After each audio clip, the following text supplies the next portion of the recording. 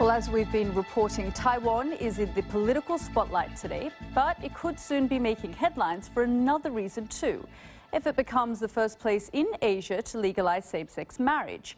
Politicians from both the governing and opposition parties have introduced proposals, but there's been growing concerns from religious groups. Here's one couple's story. Being gay is something that's natural and what we're born with. I do think now is the time for the law to be passed.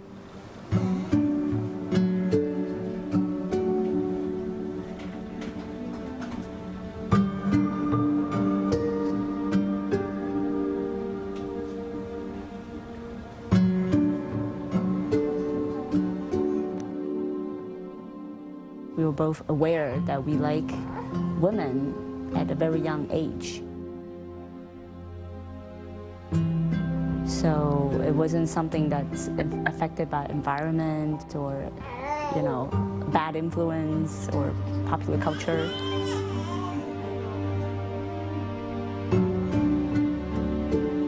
Taiwan is quite accepting. So when people approach us on the street and they would ask us, whether we're sisters, where's the daddy, and we tell them, very frankly, that we are a gay family and these are twin babies. And for most people, when we go to the market, or it's like people who are around 50 or 60-year-old grandmas, and they've never heard of such thing. They're like, wow, I didn't know that's possible. And their reactions are mostly, wow, that's cool. We know more than 100 couples with kids. I'm sure there are gonna be more and more family exist that we don't know. So that's why we think it's very important to pass a law to protect the family like us. "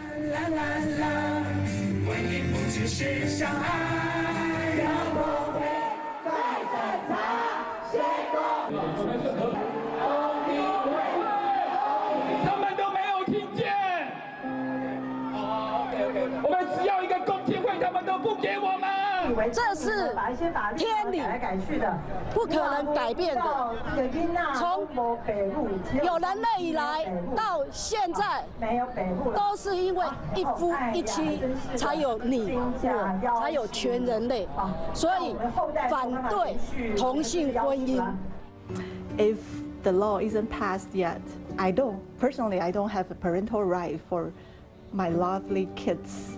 And Cindy is the one who holds sole custodianship. And if something really bad happened to her, I'm not the one who can raise my kids up, because the kids gonna send to foster care or whatever place, which is the biggest fear I'm having right now. That's one couple's story there. Well, let's look at the issue more in depth now. Here with me in the studio is Daniel Luther. He's a founding member of a group called Queer Asia and now a researcher on queer theory. Also with me via webcam from Singapore is the LGBT counsellor and advocate Bryan Choong. And from Taipei in Taiwan, we're joined by the campaigner Victoria Hsu. Thank you all for joining us here on the programme. Victoria, I'll start with you. Hello. This is a major step forward if it does actually get legalized in Taiwan.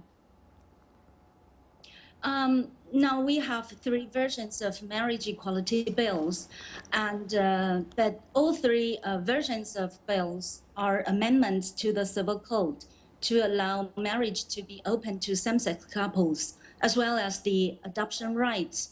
But it is hard to tell whether or not the marriage equality bill will pass, because within the 2 major parties, the ruling party DPP and the KMT, the Chinese Nationalist Party, there are oppositions within both parties. Some legislators are considering to introduce special acts, such as Same-Sex Partnership Act, to stop the passage of a marriage equality bill.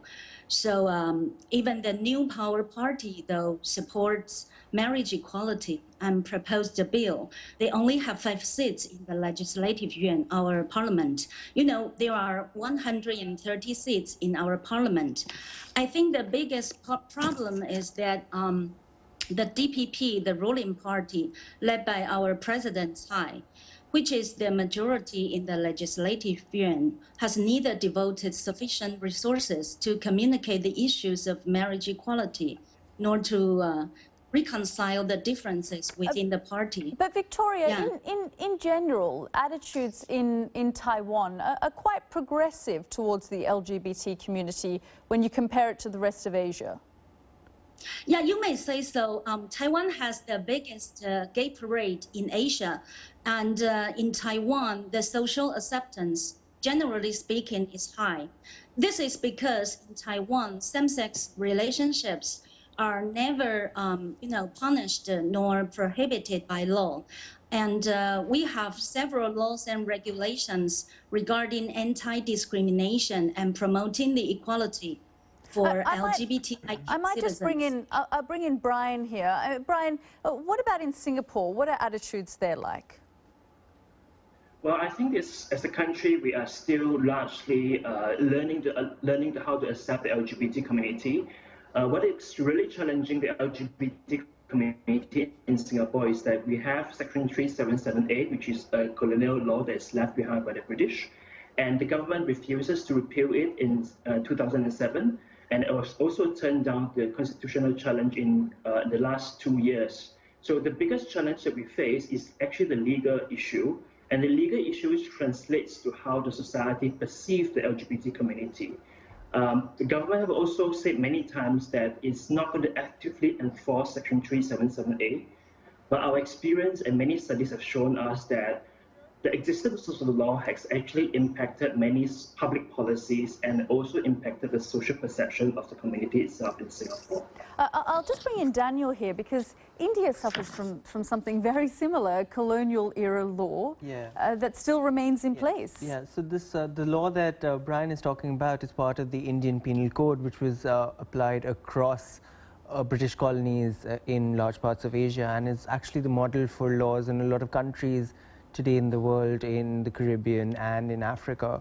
And Section 377, which we have in India, but also Pakistan, Bangladesh, criminalizes homosexuality. And as it stands in India today, that law is still valid. It was decriminalized in 2009, I believe, yes, but recriminalized in 2014. Yeah, so in 2009, the Delhi High Court read down the law to exclude consenting adults who were having sex in private.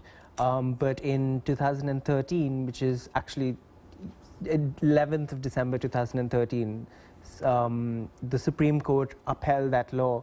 And in fact, in their judgment, they said that only a minuscule fraction of the Indian population is LGBT. So it's very ironical that a Supreme Court wouldn't stand for a minority right. And the issues surrounding the LGBT community are still very much taboo in India. Yeah, as Bryan had pointed out, I mean, the LGBT community is not just affected by the law, but also by social mindsets that are then reinforced by the law. So the law, in fact, allows people to blackmail members of the LGBT community, harass them. They can't go to the police station to get justice. So members of, especially members of transgender communities, are often harassed at police stations by the police officials themselves. Whereas Victoria, in Taiwan, you were an openly lesbian candidate of the Green Party in the general election. Yes. So situation quite different there for you. Yeah, running for the last legislative election was a very interesting experience. Actually, I have had my campaign all around Taiwan, including the rural areas. And I found that being an openly lesbian candidate was basically very well accepted in Taiwan's society. You know, a lot of people welcome me with hugs or holding my hands without any hesitation to show their support. Yeah, especially for young voters. Yeah. Bryan, just tell me, I mean, how much of a role has social media, for example, played in helping people to be more expressive or willing to come out? Well, the social media in Singapore is largely used very widely by people who belong to a younger generation or people who are tech savvy. That has definitely impacted the way how people perceive the LGBT community. And I think many organizations in Singapore, the LGBT organization in Singapore has used social media quite effectively to promote the awareness of LGBT issues in the country.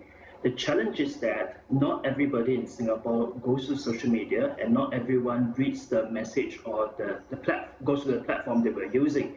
A large portion of Singaporeans still rely largely on our national newspaper and our television for a lot of information. And because of the censorship issues, many of these individuals will never be able to understand LGBT issues because these issues were never reported in our newspapers, never reported on our television, and never reported on our radio stations. So that's one hurdle we are trying to overcome. So when the government always try to defend the retaining of Section 377A, they say that Singapore is a conservative society, but they will allow the law to change when the society evolves. The problem is that when there's so much censorship that's going on, there's no way the society can understand LGBT issues, and then there's no way the society will evolve eventually. Daniel, in India, though, it's slightly different. It feels like, you know, Bollywood, for example, and the media have embraced the idea of the issues surrounding the LGBT community. I think there is yes, there is greater acceptance than general society as far as Bollywood goes, and the English media definitely. But even in Bollywood, it has been a very gradual and more recent step that has that there is positive representations. And in fact, Aligarh, which was a film that was released recently, dealt with one such instance. But a lot of times in Bollywood, especially older generation Bollywood, gay characters usually play comic relief rather than, you know, are represented having real life struggles. And dealing with serious issues. Yeah. Yeah. Daniel, Victoria, Bryan, we'll have to leave it there. Thank you all for joining us here on the...